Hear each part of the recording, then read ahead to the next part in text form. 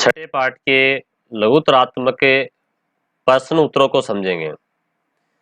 यानी कि ऐसे क्वेश्चन जिनका आंसर हमें परीक्षा के अंदर 4 से 5 लाइन 4 से 5 पंक्तियों में देना होता है, वो लघुतरात्मक प्रश्न कहलाते हैं। तो चलिए अपन शुरुआत करते हैं। इसमें क्वेश्चन नंबर 26 से लेकर के क्वेश्चन नंबर 35 तक देखिएगा आपको, ये यहाँ पर ये 35 का क्वेश्चन है। यहाँ तक ये क्वेश्चन है क्योंकि ये पाठ बोर्ड परीक्षा में 3 नंबर का है, तो हमें ये बात बहुत ध्यान रखने वाली बात है कि 3 नंबर के जो क्वेश्चन है उसके अकॉर्डिंग ये लघुतरात्मक प्रश्न आने की संभावना बहुत ज़्यादा है। चलिए अपन शुरुआत करते हैं पहले क्वेश्चन से। पहला क्वेश्चन है भौतिक एवं रासायनिक परिवर्तन में अंतर लिखें। देखिए आपको एक बात ध्यान रखनी है, जब कभी भी बोर्ड परीक्षा में अंतर का क्वेश्चन पूछा जाता है तो आपको एक सारणी बनानी है, एक टेबल बनानी है। उस टेबल में एक तरफ तो यहाँ भौतिक परिवर्तन और दूसरी तरफ रासायनिक परिवर्तन के पॉइंट बना करके लिखने हैं। अगर आप पॉइंट बना करके इस प्रकार से सारणी बना करके उसका आंसर दोगे तो आपके पूरे में से पूरे अंक मिलेंगे कि भौतिक परिवर्तन के क्या क्या गुण हैं या क्या विशेषताएं हैं, रासायनिक में क्या गुण धर्म है, जो कि अपनी पाठ्य पुस्तक में हमें देखिएगा। पाठ्य पुस्तक में आपके यहाँ पर जो पाठ्य पुस्तक है भौतिक एवं रासायनिक परिवर्तन लिखा है, तो पहले इसके जो भौतिक परिवर्तन के जो गुण है अपन एक एक लाइन का एक एक पॉइंट बना लेंगे सारणी के अंदर। ये वे परिवर्तन है जिसमें पदार्थ के भौतिक गुण एवं अवस्था में परिवर्तन होता है, यानी कि भौतिक परिवर्तन में भौतिक अवस्था और गुण बदलती हैं। दूसरे पॉइंट में लिख देंगे भौतिक वाले में अपन इसके रासायनिक गुणों में कोई परिवर्तन नहीं होता है। तीसरा लिख देंगे अपन 7 परिवर्तन का कारण हटाने पर पुनः मूल पदार्थ, यानी कि उत्क्रमणीय अभिक्रिया है। उत्क्रमणीय का मतलब क्रिया कारक से क्रियाफल बन जाता है, क्रियाफल से वापस क्रिया कारक बन जाता है। ठीक है। और चौथा जो अंतर है वो अपन क्या लिख देंगे इसमें कि इसके अंदर कोई नया पदार्थ नहीं बनता है। ठीक है, इसमें नया पदार्थ नहीं बनता है। ये 4 पॉइंट हमें लिखने हैं भौतिक परिवर्तन में। फिर ठीक वैसे ही 4 पॉइंट अपन को सारणी में रासायनिक परिवर्तन के बारे में लिखने हैं। पहले पॉइंट में लिख देंगे रासायनिक परिवर्तन में पदार्थ के रासायनिक गुणों तथा संगठन में परिवर्तन होता है। ठीक है। और जो भौतिक में अपन ने चौथा पॉइंट लिखा था कि नया पदार्थ नहीं बनता है, यहाँ रासायनिक वाले में चौथे पॉइंट में लिख देंगे नया पदार्थ बनता है। फिर इसमें रासायनिक परिवर्तन होने पर परिवर्तन का कारण हटाने पर आवश्यक नहीं कि प्रारंभिक अवस्था प्राप्त हो, यानी कि ये परिवर्तन जो है यह एक प्रकार से अनुत्क्रमणीय होता है।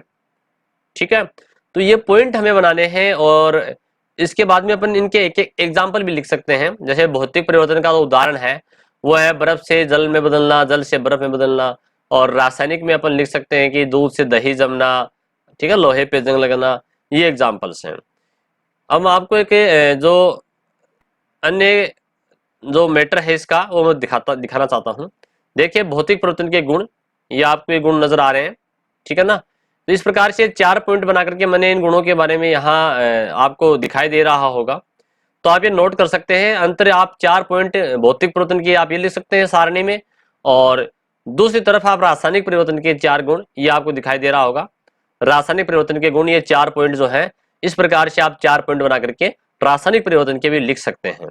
ठीक है, आप इसको अपने कॉपी में नोट कर सकते हैं, अपने रजिस्टर में आप लिख सकते हैं, क्योंकि बोर्ड परीक्षा में अंतर का क्वेश्चन कई बार एग्जाम्स में पूछा गया है। तो इस प्रकार से हमने यहाँ पर भौतिक और रासायनिक परिवर्तन के जो एग्जाम्पल्स हैं उनके बारे में समझा। फिर अपन देखेंगे इसमें क्वेश्चन नंबर 27, संयुग्मन व अपघटन अभिक्रियाओं को एक एक उदाहरण के साथ समझाइए। देखिए इस पाठ के अंदर उदाहरण का मतलब रिएक्शन है, अभिक्रिया है, वो अभिक्रिया अपन को लिखनी है। ठीक है, संयुग्मन अभिक्रिया बोल दीजिए या संयोजन बोल दीजिए या योगात्मक बोल दीजिए या फिर योगशील बोल दीजिए, इसी के नाम है।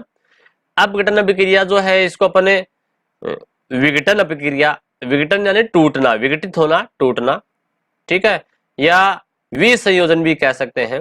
ये इनके अन्य नाम भी हैं। तो अपन देखते हैं अपने पाठ्य पुस्तक में अपन को अभिक्रियाओं के जो प्रकार हैं उनमें इनके आंसर कहाँ मिलेंगे। तो रासायनिक समीकरण लिखने के बाद में जो अगला पॉइंट आएगा रासायनिक अभिक्रियाओं में, ये रहा देखो 6.3 में।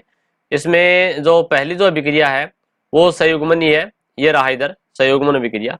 तो आप यहां से लिख सकते हो कि ऐसी अभिक्रिया जिसमें दो या दो से अधिक अभिकारक, अभिकारक कौन, जो क्रिया में भाग लेने वाले पदार्थ हैं, आपस में संयोग करके एक ही उत्पाद, उत्पाद यानी जो क्रियाफल बनता है उसे उत्पाद कहते हैं अपन, संयुग्मन अभिक्रिया कहलाती है। और इसकी आपको रिएक्शन जो है वो आप याद कर सकते हो या लिख सकते हो। कोयले का दहन, तो इसमें आप कार्बन और ऑक्सीजन, ये कार्बन जो है कोयले में कार्बन होता है और इसका ऑक्सीकरण हुआ है, यानी कि दहन जलाने के लिए ऑक्सीजन गैस चाहिए, तो कार्बन डाइऑक्साइड गैस बन जाती है। तो इस प्रकार से हमें इसका एग्जाम्पल लिखना है। ठीक वैसे ही इसी क्वेश्चन में था अपघटन अभिक्रिया। तो अपघटन अभिक्रिया का एग्जाम्पल अपने आगे ये रहा, देखिए आपको मिलेगा, ये रहा अपघटन अभिक्रिया। इसमें क्या होता है, ऐसी अभिक्रिया जिसमें एक अभिकारक, अभिकारक कितने हैं, एक अभिकारक है, वो अपघटित होकर यानी कि टूटकर दो या दो से अधिक उत्पाद बना लेगा। ठीक है, एक प्रकार से कहा जाए या देखा जाए तो जो अपघटन अभिक्रिया है ये संयुग्मन अभिक्रिया के बिल्कुल विपरीत होती है। उसमें तो क्या होते हैं, दो या दो से अधिक पदार्थ मिलकर के एक उत्पाद बनाते हैं। इसमें क्या होता है, एक अभिकारक जो है वो टूट करके दो या दो से अधिक उत्पाद बनाता है। ठीक है, और यहाँ जो है अपने इसका कोई भी एग्जाम्पल ले सकते हैं कि जैसे विद्युत अपघटन ले लीजिए आप, या ये रहा विद्युत अपघटन का एग्जाम्पल। जैसे NaCl नमक है, विद्युत धारा प्रवाहित करेंगे, सोडियम आयन जो है प्लस, क्लोरीन ऋण माइनस आयन, ये दोनों यहाँ पृथक पृथक हो जाते हैं। तो अपन यहाँ इनको इस प्रकार से भी लिख सकते हैं। चलिए फिर अपन चलते हैं अगले क्वेश्चन की ओर। क्वेश्चन नंबर 28 है, 28 का प्रश्न। AgNO3 KCl AgCl KNO3 उपरोक्त अभिक्रिया किस प्रकार के नाम लिखे और समझाइए। देखिए अक्सर इस पाठ में ऐसे क्वेश्चन आपको बोर्ड परीक्षा में कन्फर्म मिल सकता है। बहुत इंपॉर्टेंट है ऐसे क्वेश्चन जिसमें अभिक्रिया दी होती है और अपन को पहचान करनी होती है कि कौन सा अभिक्रिया का प्रकार है। ठीक है, तो अपन अपने पाठ्य पुस्तक में चले तो एक प्रकार से यहाँ पर ये जो अपन ने विस्थापन और द्विविस्थापन जो अभिक्रियाएं हैं उसमें यह है द्विविस्थापन का एग्जाम्पल है, ये रहा देखिएगा यहाँ पर। ठीक है, आपको दिखाई दे रहा होगा। द्विविस्थापन में क्या होता है, जो अभिकारक होते हैं वो दो दो के समूह में है। ठीक है, यहाँ दो अणु है, जैसे सिल्वर का है और नाइट्रेट का है तो सिल्वर नाइट्रेट, यहाँ पर पोटेशियम का है, क्लोरीन का है तो पोटेशियम क्लोराइड। यहाँ यानी कि ये प्लस वाला है, ये माइनस वाला दूसरा, ये प्लस वाला और ये माइनस वाला होता है। तो यहाँ पर जो प्लस वाला है वो इसके माइनस के साथ जुड़ा हुआ है तो वो अगले के माइनस वाले के साथ जुड़ जाएगा। और दूसरा जो ये यहाँ पर आपको दिखाई दे रहा है पोटेशियम प्लस वाला, ये इस नाइट्रोजन के साथ जुड़ जाएगा। तो देखिए आप इस प्रकार से लिख सकते हैं इसको समझने के लिए, प्लस माइनस और प्लस माइनस। ठीक है, और यहाँ पर ये क्लोरीन क्या माइनस और ये क्या प्लस, तो ये बन गया AgCl। ठीक है ना, ये प्लस और माइनस वाला। दूसरा यहाँ पर क्या है, प्लस पहले लिखा जाएगा पोटेशियम, तो पोटेशियम प्लस और NO3 माइनस। कहने का मतलब यहाँ आयन बदल गए, इसके जो Ag के साथ में, सिल्वर के साथ में जो ऋण आयन था वो वहां पर Ag के साथ में आपका जुड़ गया क्लोरीन, क्लोराइड आयन जुड़ गया। ठीक है, उसी प्रकार से पोटेशियम के साथ में यहाँ पर क्लोराइड आयन था लेकिन अब पोटेशियम के साथ में नाइट्रेट आयन जुड़ गया। ठीक है, तो पोटेशियम नाइट्रेट बन जाता है। तो यहाँ पर एक प्रकार से आयनों का आदान प्रदान होता है और यहाँ विस्थापन इन दो अभिकारकों में आपस में होता है, इसलिए इसको द्विविस्थापन कहते हैं, क्योंकि दो अभिकारक हैं तो द्विविस्थापन। जबकि विस्थापन जो अकेली अभिक्रिया होती है उसमें अभिकारक जो है वो उसमें एक अभिकारक में देखिएगा, आपको यहाँ एक अभिक्रिया से समझाएं। यहाँ इस अभिकारक में तो क्या है कि दो अलग अलग परमाणु है, कॉपर है और सल्फेट है, जबकि दूसरी तरफ यहाँ पे दूसरा जो अभिकारक है वो अकेला होता है। ये केवल विस्थापन अभिक्रिया का एग्जाम्पल है। जबकि द्विविस्थापन में क्या होगा, द्विविस्थापन में हमें जो क्रियाकारक है उनमें दो जो क्रियाकारक है दोनों के अंदर अपने यौगिक मिलेंगे, अणु सूत्र मिलेंगे। तो ये यहाँ पर एक प्रकार से अपना इस द्विविस्थापन अभिक्रिया का एग्जाम्पल है। चलिए फिर अपन आगे देखते हैं।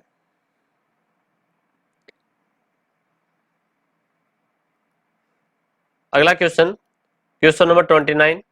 ऑक्सीकरण व अपचयन को इलेक्ट्रॉनिक आदान प्रदान के आधार पर समझाइए।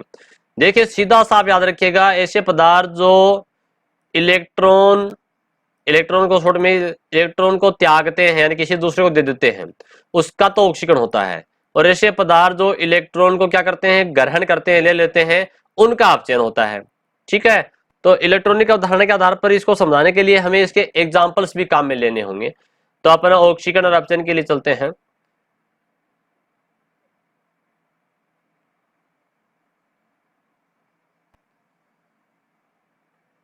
ये रहा इलेक्ट्रॉन के आदान प्रदान के आधार पर ऑक्सीकरण अपचयन। तो ऑक्सीकरण में अपन क्या लिखेंगे कि ऐसी अभिक्रिया जिसमें तत्व है, परमाणु, आयन या अणु इलेक्ट्रॉन त्यागता है मतलब किसी दूसरे को दे देता है, उसे अपन ऑक्सीकरण कहते हैं। जैसे सोडियम ने इलेक्ट्रॉन त्याग दिया तो सोडियम में प्लस का सिंबल आ गया और इलेक्ट्रॉन अलग हो गया। तो आपको ये एक एग्जाम्पल ये लिखना है ऐसा, ठीक है। वैसे ही यहाँ पर अपन को अपचयन के लिए पहले परिभाषा लिखनी है, फिर उसका एग्जाम्पल लिखना है। जैसे यहाँ पर ऐसी अभिक्रिया जिसमें तत्व, परमाणु, अणु या इलेक्ट्रॉन ग्रहण करते हैं, क्या करते हैं, इलेक्ट्रॉन को ग्रहण करते हैं, अपचयन कहलाती है। और इसके लिए जैसे क्लोरीन ने एक इलेक्ट्रॉन ग्रहण कर लिया तो क्लोरीन पे ऋणावेश आ गया, माइनस का सिंबल आ गया, तो यहाँ पर क्लोरीन जो है वो इलेक्ट्रॉन ग्रहण करता है। तो इस प्रकार से हमें यहाँ पर ऐसे प्रश्नों के जो आंसर है उनकी परिभाषा भी लिखनी है और उनके समीकरण जो है, रासायनिक समीकरण, वो भी लिखने हैं। चलिए फिर अपन चलते हैं आगे। क्वेश्चन नंबर 30 का जो क्वेश्चन है वो है उत्प्रेरक कितने प्रकार के होते हैं, लिखें। देखिएगा, उत्प्रेरक जो है ऐसे पदार्थ हैं जो रासायनिक अभिक्रिया के वेग को बदल देते हैं, ठीक है। तो हम यहाँ पर उत्प्रेरक के जो प्रकार हैं ये यहाँ नीचे नीचे देखिएगा।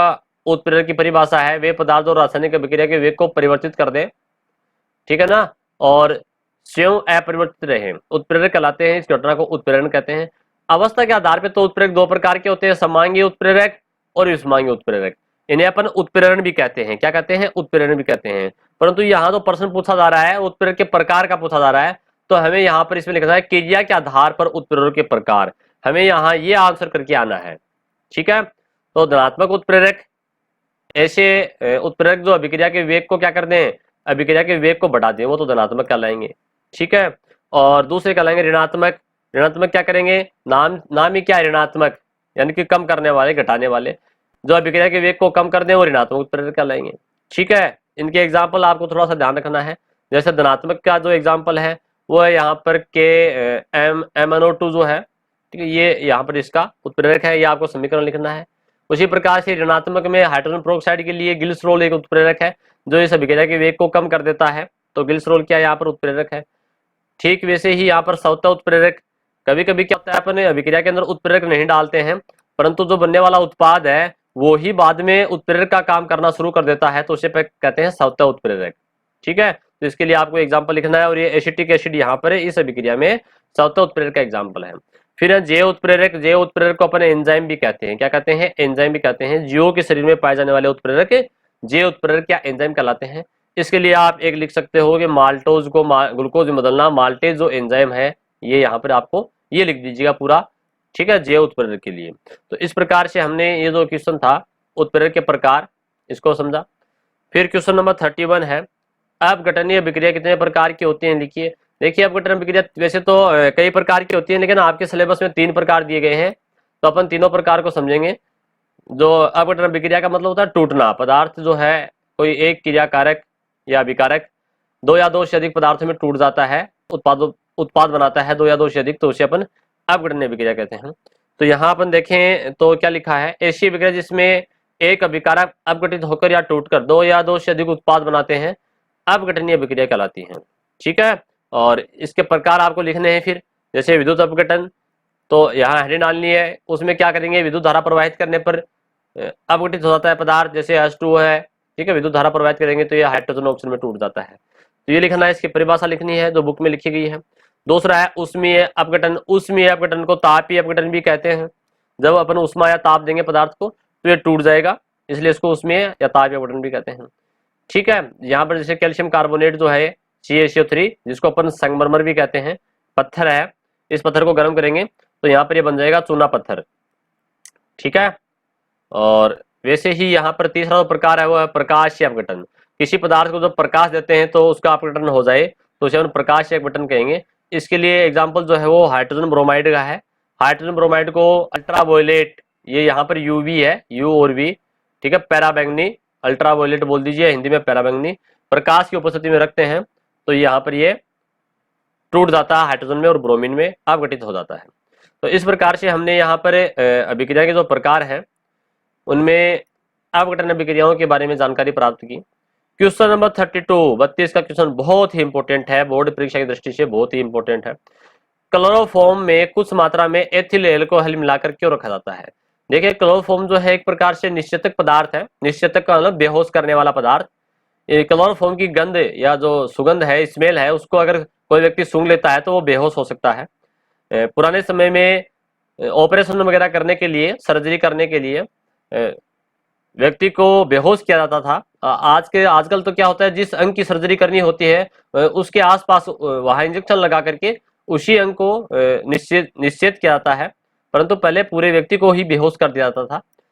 तो क्लोरोफॉर्म जो है इसमें कुछ मात्रा में एथिल एल्कोहल मिला करके उसको रखा जाता है।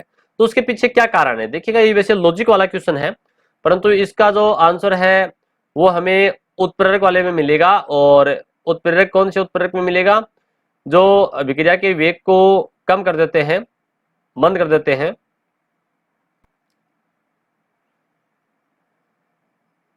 ये रहा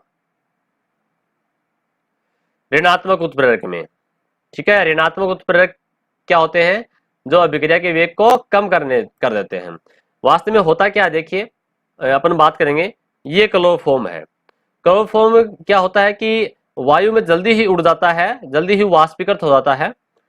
ठीक है, और ये वायु के साथ में विक्रिया करके फोस्जीन और HCl भी बनाता है। तो ये जो वायु के साथ में विक्रिया करेगा तो ये फोस्जीन बनाएगा, और फोस्जीन एक जहरीला विषैला पदार्थ है जिससे जो कि नुकसानदायक है। और इसमें यहाँ पर यदि C2H5OH एथेनॉल मिला दे, अपन एथेनॉल बोल दीजिए या फिर एथिल अल्कोहल बोल दीजिए, एक ही बात है। अगर ये अपन इसमें मिला देंगे तो यहाँ पर ये उत्प्रेरक है एक प्रकार का, और ये कैसा उत्प्रेरक, ऋणात्मक उत्प्रेरक, यानी कि अभिक्रिया के वेग को कम कर देगा। क्लोरोफॉर्म जो है ये टूटेगा नहीं आसानी से, लंबे समय तक क्लोरोफॉर्म जो है इसी अपने मूल जो इसका फॉर्मेट है इसी में रहेगा। ठीक है, ये फास्ट नहीं बना पाएगा, क्योंकि यहाँ पर ये जो ऋणात्मक उत्प्रेरक है क्या करता है, इसको क्लोरोफॉर्म को फोस्जीन में बदलने में अधिक समय लगाता है। तो यहाँ नीचे लिखा भी इसका कारण, क्लोरोफॉर्म वायु की ऑक्सीजन से स्वतः ही ऑक्सीकृत होकर विषैली गैस फोस्जीन बनाता है। इस अभिक्रिया की गति को मंद करने के लिए हम थोड़ी मात्रा में एथिल अल्कोहल या एथेनॉल मिला देते हैं। इस प्रकार से हमने यहाँ पर 32 का क्वेश्चन देखा। क्वेश्चन नंबर 33, दुर्बल अम्ल व प्रबल क्षार से बने लवण का जलीय विलयन क्षारीय होता है, क्यों? देखिएगा जो प्रबल होगा ना वैसा ही विलीन होगा। देखो यहाँ पर दुर्बल अम्ल तो क्या है, अम्ल तो दुर्बल है, और क्षार कैसा है, प्रबल। तो मैंने कहता है जो प्रबल होगा, प्रबल क्या है, प्रबल क्षार है, तो विलीन भी कैसा होगा, विलीन भी देखिएगा आप, ये क्षारीय है, ये रहा क्षारीय। जो चीज प्रबल होगी, यदि क्षार प्रबल है तो विलीन भी क्षारीय ही होगा, अगर अम्ल प्रबल है तो विलीन अम्लीय होगा। ठीक है, तो ऐसा क्यों होता है, तो इसके लिए अपन ने जो उदासीनीकरण की अभिक्रिया थी उसको पढ़ा था। 6.5 का जो टॉपिक था अपना, ये रहा उदासीनीकरण अभिक्रिया। इसमें देखिए हम बात करते हैं दुर्बल अम्ल और प्रबल क्षार के बारे में। अगर बात करें अपन, ये रहा, यहां से अपन को करना है इसका,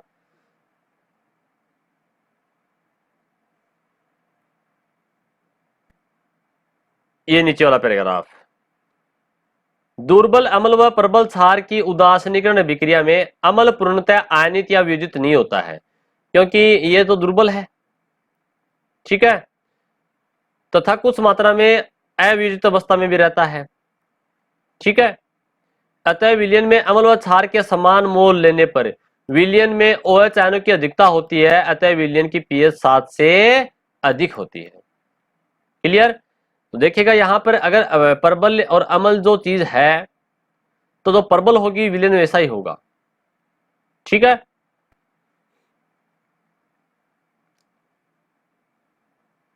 तो हमें इस प्रकार से यहां से इसका आंसर लिखना है। चलिए अपन फिर चलते हैं अगले क्वेश्चन पे। क्वेश्चन नंबर 34, क्या यह अभिक्रिया संभव है? उत्तर कारण से स्पष्ट कीजिए। देखिए दो अभिक्रिया दे रखी हैं। पहली जो अभिक्रिया है, ये अपन इसका पता लगाएं कि अभिक्रिया है कौन सी। तो इसमें देखो कॉपर है, जिंक SO4, ठीक है, और ये यहाँ कॉपर सल्फेट बन गया, जिंक अलग हो गया, तो ये विस्थापन अभिक्रिया है।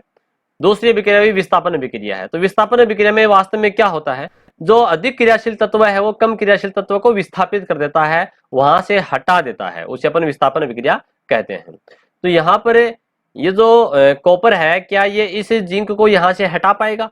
तो इसके लिए हमें ये मालूम होना चाहिए कि कौन सा अधिक क्रियाशील है, कॉपर अधिक क्रियाशील है, जिंक अधिक क्रियाशील है। जो अधिक क्रियाशील होगा, ज्यादा सक्रिय होगा, ठीक है, वो कम क्रियाशील को हटा देगा। सीधी सी बात है, जो ज्यादा शक्तिशाली होता है, ज्यादा ताकतवर होता है, वो कमजोर को हरा देता है।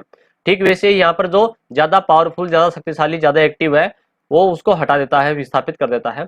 तो इसके लिए अपन को एक सक्रियता श्रेणी है, विस्थापन और द्विविस्थापन जो अभिक्रिया है, वहां एक सक्रियता श्रेणी की एक टेबल दी गई है। हमें थोड़ा सा उस टेबल को ध्यान में रखना होगा।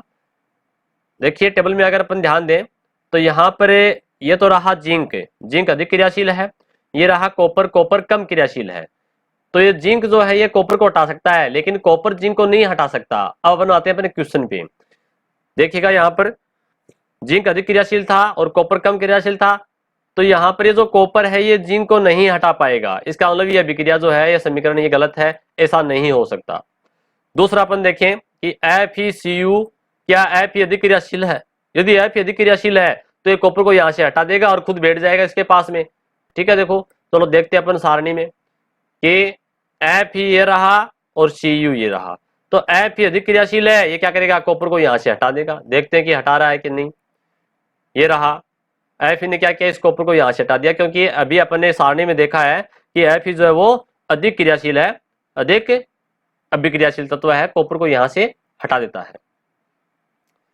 क्वेश्चन नंबर 35 और अंतिम क्वेश्चन, निम्नलिखित अभिक्रियाओं में ऑक्सीकरण अपचयन को पहचानिए।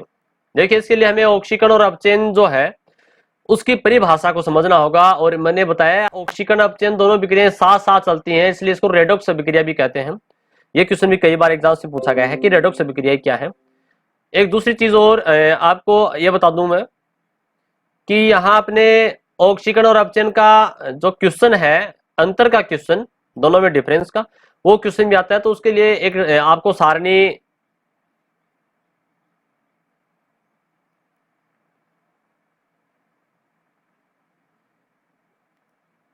देखिए ऑक्सीकरण और अपचयन के लिए एक सारणी है, उस सारणी से अपन समझ सकते हैं। तो मैं वो सारणी आपको दिखाना चाहूंगा। अभी आप इसमें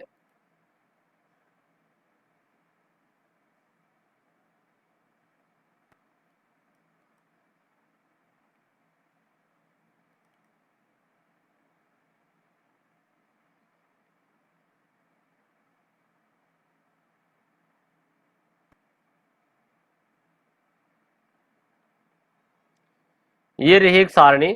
इस सारणी से अपन आसानी से समझ सकते हैं कि ऑक्सीकरण और अपचयन जो है, अगर बोर्ड परीक्षा में अपने क्वेश्चन बनता है इनके अंतर का, तो अपन इसको इस प्रकार से अंतर बना के लिखेंगे। ये आप अपने नोट कर सकते हो अपने नोटबुक में, आपकी जो रजिस्टर है साइंस का, विज्ञान का। ऑक्सीकरण किसे कहते हैं, अब अगर आपको ये पॉइंट याद है सारे, ऑक्सीकरण का मतलब है किसी पदार्थ में ऑक्सीजन का संयोग या ऑक्सीजन का जुड़ना, और अपचयन का मतलब है हाइड्रोजन का जुड़ना।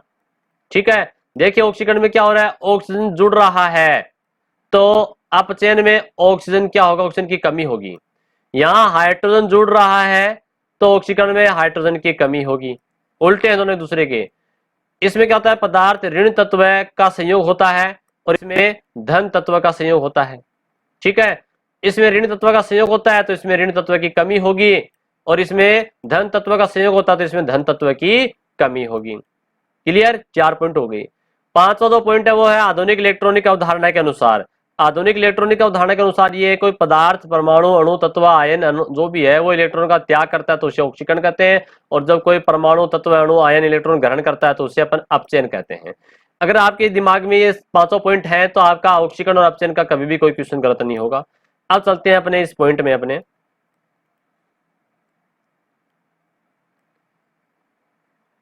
हाँ देखिएगा, यहां पर कार्बन के साथ में ऑक्सीजन का संयोजन हो रहा है, ऑक्सीजन जुड़ रहा है। तो अपन ने पढ़ा था पहले ही पॉइंट में कि किसी पदार्थ के साथ में जब ऑक्सीजन का संयोग होता है तो उसका क्या होता है, ऑक्सीकरण। तो यहाँ पर कार्बन का क्या हुआ है, ऑक्सीकरण हुआ है। दूसरा यहाँ पर पॉइंट क्या है, MgCl, Mg प्लस है, क्लोरीन माइनस होता है, क्योंकि यहाँ पर ये प्लस पहले हमेशा प्लस का आएगा, दूसरा माइनस का आएगा। तो यहाँ पर ये बात ये अपने दो सारणी में अभी देखा था, जब किसी पदार्थ के साथ में ऋण तत्व का संयोग होता है तो उसका ऑक्सीकरण होता है। तो यहाँ पर मैग्नीशियम का क्या हो रहा है, ऑक्सीकरण हो रहा है। ठीक है, और जो क्लोरीन है, क्लोरीन के साथ में किसका संयोग हो रहा है, धन तत्व का संयोग हो रहा है, तो क्लोरीन का क्या हो रहा है, अपचयन हो रहा है। ठीक है, तीसरा दो पॉइंट और चौथा दो पॉइंट है, ये रेडॉक्स अभिक्रिया के एग्जाम्पल है। इसमें एक का तो ऑक्सीकरण होगा और दूसरे का अपचयन होगा। कैसे होगा देखिए समझते हैं। यहाँ जो जिंक है Zn प्लस कर दो, O को माइनस कर दो, अकेले को उदासीन, पहले वाले को प्लस, दूसरे वाले को माइनस। प्लस का मतलब इलेक्ट्रॉन की कमी, इसके पास इलेक्ट्रॉन कम है, तो ये जिंक जो है ये उसके बाद में इधर क्या बन गया, ये उदासीन हो गया। इलेक्ट्रॉन की कमी होगी तो इलेक्ट्रॉन ग्रहण करेगा, जो इलेक्ट्रॉन ग्रहण करता है उसका तो अपचयन होता है। क्या लिख देंगे यहाँ पर, इसका अपचयन हुआ है, जिंक का अपचयन। ठीक है, ऑक्सीजन इधर भी माइनस है, इधर भी माइनस ही है, नहीं देखना है इसको। कार्बन इधर माइनस है लेकिन इधर प्लस हो गया, सॉरी उदासीन है। इसके पास इलेक्ट्रॉन न तो ज्यादा है न कम है, बराबर है प्रोटॉन के, परंतु यहाँ इलेक्ट्रॉन की कमी हो गई। इलेक्ट्रॉन की कमी क्यों होगी, कार्बन ने किसी को इलेक्ट्रॉन दे दिए अपने, तो इलेक्ट्रॉन देते ही इसके पास कमी हो जाएगी। इलेक्ट्रॉन का त्याग कर दिया कार्बन ने, तो जो इलेक्ट्रॉन का त्याग करता है उसे कहते हैं ऑक्सीकरण। तो ये इसका कार्बन का ऑक्सीकरण हुआ है, जिंक का अपचयन हुआ है। ठीक वैसे ही चौथा जो लास्ट पॉइंट इसमें है वो है Fe को प्लस कर दो, O को माइनस, कार्बन को प्लस, O को माइनस। ठीक है, Fe अकेला उदासीन कर दो, कार्बन प्लस और O को माइनस कर दो। F इधर क्या है, प्लस का है और इधर हो गया उदासीन, यानी कि प्लस का मतलब होता है इलेक्ट्रॉन की कमी। जिसके पास इलेक्ट्रॉन की कमी होगी वो क्या करेगा, इलेक्ट्रॉन लेगा। तो इसने इलेक्ट्रॉन किसी से ले लिए, जो इलेक्ट्रॉन ग्रहण करता है, इलेक्ट्रॉन से संयोग करता है, उसका होता है अपचयन। तो F यानी कि आयरन का अपचयन हुआ है। ऑक्सीजन इधर माइनस का, इधर भी माइनस का ही है। फिर यहाँ कार्बन की बात करें, कार्बन देखो यहाँ प्लस का, इधर भी प्लस का ही है। ठीक है, तो यहाँ पर जो ऑक्सीजन कार्बन जो है, एक चीज और देखिएगा, एक अपने ऐसे कह सकते हैं, कार्बन के पास में यहाँ पर ऑक्सीजन जो है वो एक ही परमाणु है, परंतु यहाँ पर कार्बन के पास में दो परमाणु हो गए। तो यहाँ पर इस कार्बन ने क्या किया, एक ऑक्सीजन और ग्रहण कर लिया। कहाँ से ले लिया, इधर से ले लिया। ठीक है, ये जो Fe के पास में ऑक्सीजन है ना, ये और ले लिया इसने। तो इसने ऑक्सीजन ग्रहण किया, किसने, कार्बन ने। तो ऑक्सीजन जो अवधारणा है, ठीक है, जो पदार्थ ऑक्सीजन ग्रहण करता है उसका क्या होता है, ऑक्सीकरण। तो कार्बन के पास पहले से ही ऑक्सीजन था लेकिन उसने और ले लिए ऑक्सीजन, तो कार्बन का क्या हुआ है, ऑक्सीकरण हुआ है। यहाँ पर कार्बन का क्या हुआ है, ऑक्सीकरण हुआ है। ठीक है, तो इस प्रकार से हमने इस पाठ के जो लघुतरात्मक प्रश्न है उनके बारे में जानकारी प्राप्त की, और अगले वीडियो में इस पाठ के जो निबंधात्मक क्वेश्चन है, जो बड़े क्वेश्चन है, उसके बारे में समझेंगे। धन्यवाद।